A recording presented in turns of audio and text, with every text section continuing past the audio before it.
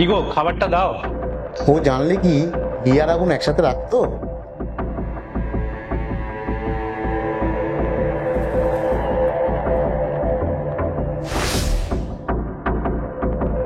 হ্যাঁ আছে, আসুন আসুন, ভেতরে আসুন।